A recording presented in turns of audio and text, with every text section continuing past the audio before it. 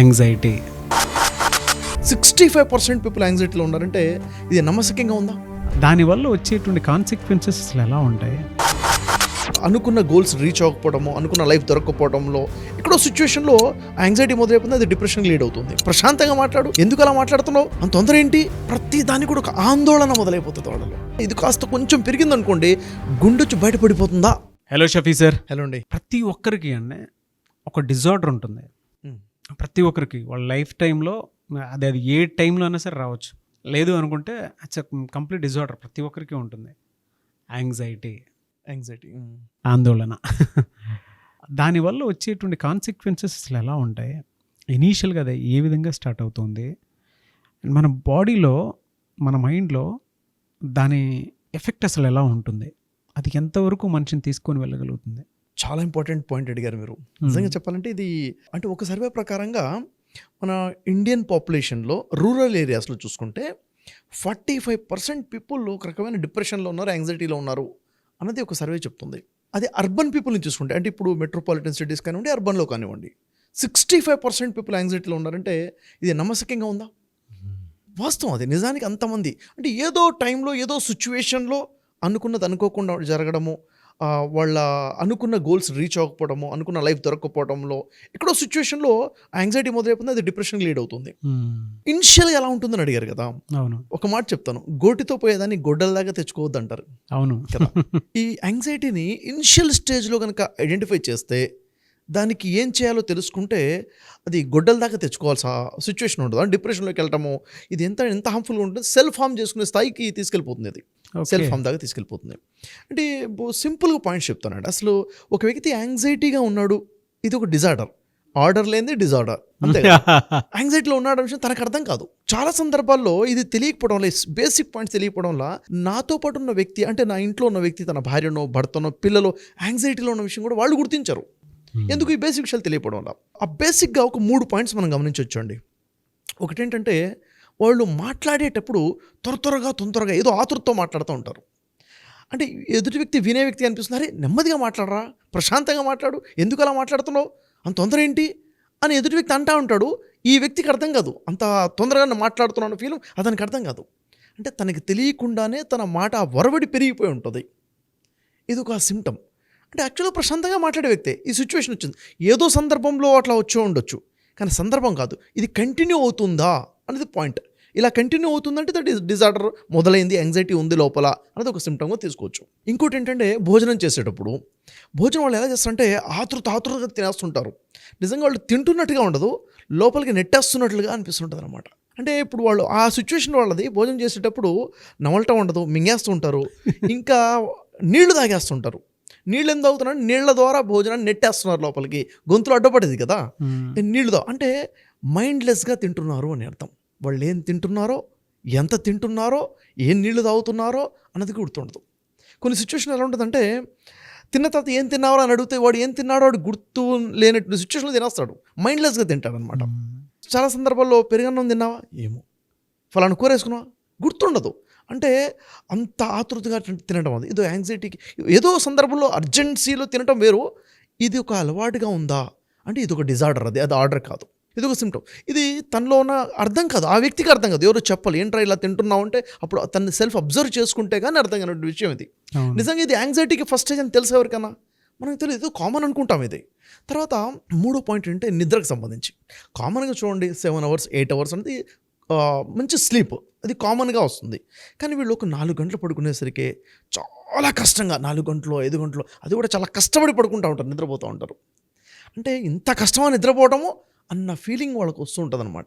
సహజంగా 8 hours పడుకోవడం చాలా సహజం కదా, అంత కామన్గా సహజంగా న్యాచురల్గా రావాల్సింది కూడా చాలా కష్టతరంగా మారిపోయి ఉంటుంది. ఈ బేసిక్ విషయాలు అనుకోండి, మాట్లాడే విషయంలో, భోజనం చేసే విషయంలో, నిద్రపోయే విషయంలో ఈ డిజార్డర్ ఇప్పుడు నేను చెప్పిన తర్వాత సెల్ఫ్గా ఆలోచించుకుంటే ఇది నాలో ఉందా అనుకుంటే ఎస్ ఇది ఉంది కదా అనిపిస్తుంది ఉన్న వాళ్ళకి, అప్పటివరకు గుర్తించి ఉండరు.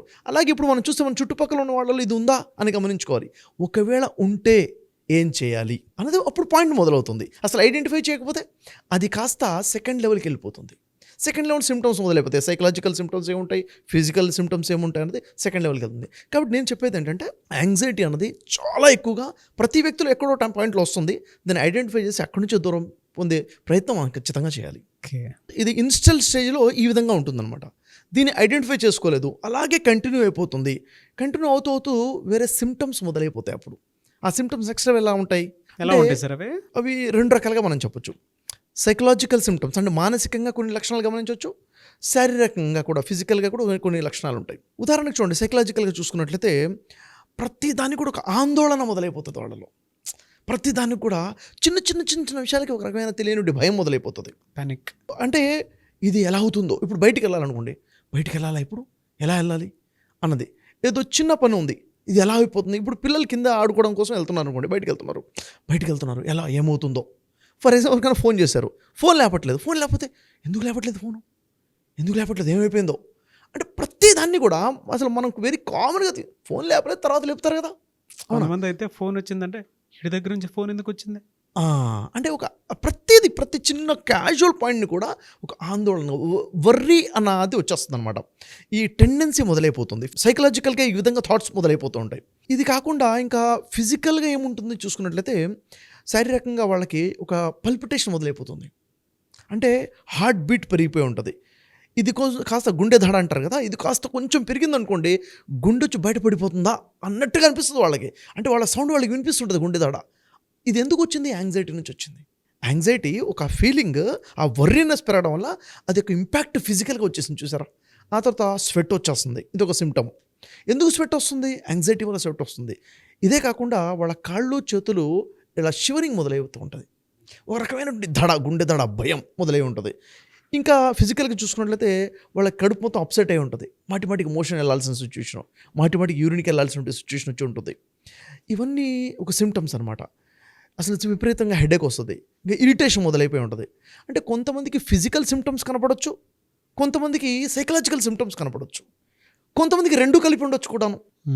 ఇదేంటంటే యాంగ్జైటీ ఇంకా పెరిగిపోతుంది అన్నది. ఈ విధంగా ఐడెంటిఫై ఇలాంటి సిచ్యువేషన్లో కనుక ఏం చేయాలి? చాలామంది ఇలాంటి సిచ్యువేషన్ ఉందనుకోండి, ఫర్ ఎగ్జాంపుల్ వాడికి భయం అవుతుంది, ఆందోళన ఉంది, పక్కన ఉన్న వాళ్ళు నీకేమైనా పిచ్చా అని చెప్పడం మొదలు పెడతారు.